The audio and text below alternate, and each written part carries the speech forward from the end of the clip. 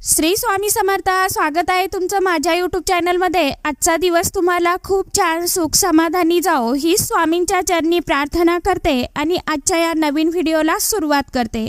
तर बघा, सोमवारी आलेली आहे कार्तिक महिन्यातील संकष्टी चतुर्थी आणि या संकष्टी चतुर्थीच्या दिवशी आपण गणपती बाप्पांची पूजा सेवा करतो, कारण गणपती बाप्पा हे बुद्धीचे देवता आहे।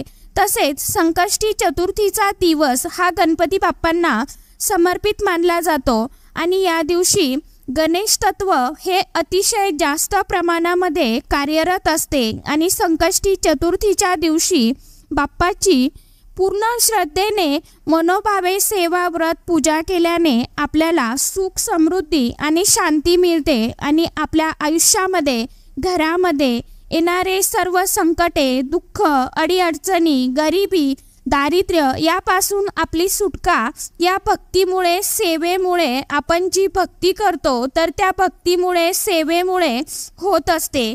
त्याचबरोबर जर सतत आपल्याला एखाद्या कामामध्ये अडथळा येत असेल, खूप प्रयत्न कष्ट करूनही जर ते काम पूर्ण होत नसेल तर या उपायाने आपली सर्व कामे पूर्ण होऊ लागतील। तसेच चतुर्थीच्या दिवशी चंद्राचे दर्शन करण्याला देखील अनन्यसाधारण महत्त्व मानलं जातं। असं मानलं जातं की जी व्यक्ती या दिवशी चंद्राला अर्घ्य देऊन दर्शन करते त्या व्यक्तीला गणपती बाप्पांचा कृपा आशीर्वाद प्राप्त होतो। त्याचबरोबर संकष्टी चतुर्थीच्या दिवशी आपल्या मुलांच्या दीर्घ आयुष्यासाठी आणि त्यांच्या उज्ज्वल भविष्यासाठी, प्रगतीसाठी हे संकष्टीचं व्रत बऱ्याचशा स्त्रिया, महिला करतात। तर संकष्टी चतुर्थीच्या दिवशी आपल्याला एका पानावरती ही मसूरची डाळ ठेवून गणपती बाप्पाला अर्पण करायची आहे।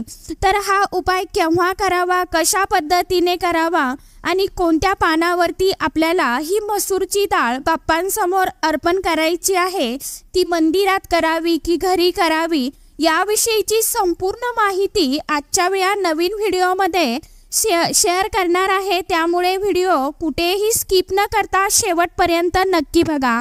चॅनलवरती तुम्ही जर हा व्हिडिओ पहिल्यांदा बघत असाल तर चॅनलला नक्की सबस्क्राईब करा आणि समोरील बेल आयकॉनलाही प्रेस करा। तर बघा, आपल्याला सोमवारी संकष्टी चतुर्थीच्या दिवशी सकाळी लवकरच उठायचं आहे आणि उठून आपल्याला आपली जी रोजची नित्य कामे असतात तर ती आपल्याला नित्य कामे करून घ्यायची आहे आणि आपल्याला स्नान करायचं आहे। स्नान करून झाल्यावरती सर्वात प्रथम आपल्याला आपलं घर अंगण स्वच्छ करायचं आहे, आपल्या देवांची नित्य पूजा करून घ्यायची आहे आणि बाप्पांना कच्च्या दुधाने किंवा पंचामृताने अभिषेक करून घ्यायचा आहे। अभिषेक करत असताना ओम गणपतये नमः या मंत्राचा आपल्याला जप करायचा आहे, हा मंत्र पठण करायचा आहे आणि अभिषेक करून घ्यायचा आहे।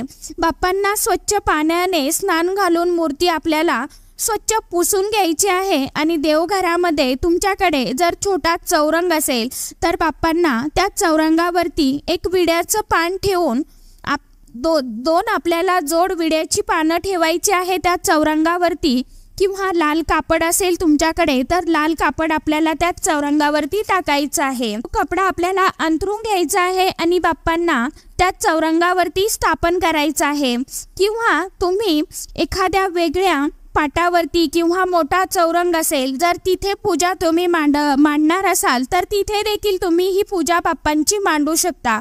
त्यानंतर बाप्पांना अत्तर लावायचं आहे, ते अत्तर लावून घ्यायचं आहे। यानंतर हळदी, कुंकू, अष्टगंध, अक्षदा, लाल जास्वंदाचं एक फूल, 21 दुर्वांची जुडी बाप्पांना अर्पण करायची आहे आणि मोदक किंवा मोतीचूरचा लाडू किंवा गोड खोबऱ्याचा नैवेद्य, आणि तुमच्याकडे हेही नसेल तर अगदी साखर किंवा खडी साखरेचा नैवेद्य तुम्ही अर्पण करायचा आहे। अशा पद्धतीने आपल्याला बाप्पांची विधिवत पूजा करायची आहे। पूजा केल्यानंतर आपल्याला हा उपाय करायचा आहे। उपाय तुम्ही सकाळी किंवा संध्याकाळपर्यंत दिवसभरामध्ये केव्हाही केला तरी देखील चालणार आहे।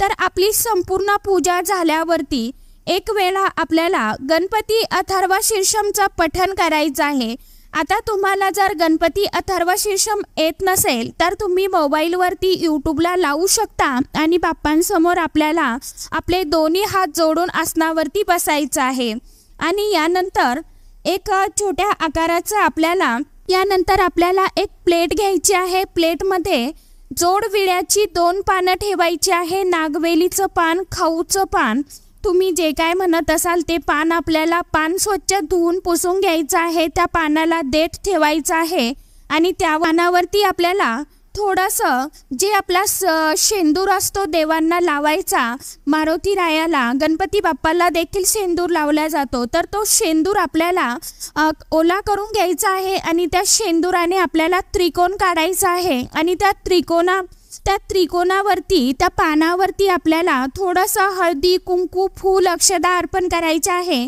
आणि ओम गण गणपतये नमः या मंत्राचा जप करत करत आपल्याला ही मुठभर डाळ त्या त्रिकोणामध्ये, त्या पानावरती आपल्याला अर्पण करायची आहे आणि त्यावर आपल्याला थोडासा गुळाचा खडा देखील ठेवायचा आहे आणि 108 वेळा ओम गणपतये नमः या मंत्राचा जप करून बाप्पांची आरती करायची आहे। यानंतर आपल्या मनातील अगदी कठीणातील कठीण इच्छा, तुमची जी कोणती इच्छा असेल तर ती इच्छा तुम्ही गणपती बाप्पांसमोर व्यक्त करायची आहे, प्रार्थना करायची आहे की बाप्पा, मी हा उपाय माझ्या या इच्छेसाठी केला आहे, तर कृपा करून मला तुम्ही आशीर्वाद द्या। माझ्या मनातील सर्व इच्छा, आकांक्षा, मनोकामना लवकरात लवकर पूर्ण करा, अशी बाप्पांना कळकळीने विनंती करायची आहे।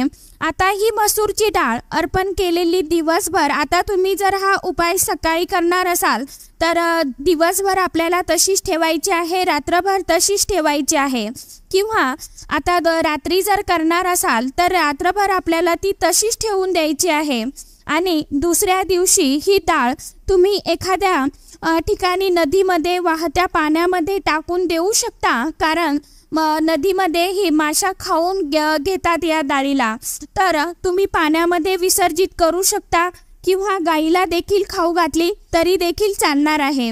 तर अशा साध्या सोप्या पद्धतीने तुम्हाला हा उपाय सोमवारी संकष्टी चतुर्थीच्या दिवशी संपूर्ण दिवसभरामध्ये आपल्या मनातील इच्छा, आकांक्षा पूर्ण होण्यासाठी करायचा आहे, कारण कार्तिक महिन्यातील ही संकष्टी चतुर्थी आहे आणि कार्तिक महिना हा अतिशय अत्यंत चांगला मानला जातो। त्यामुळे मनापासून पूर्ण श्रद्धेने उपाय करून बघा।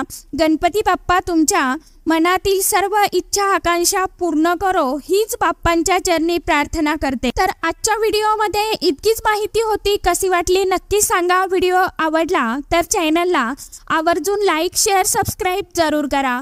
परत भेटूया नवीन माहिती सोबत, नवीन व्हिडिओ सोबत। तोपर्यंत सर्व माझ्या यूट्यूब परिवाराला श्री स्वामी समर्थ।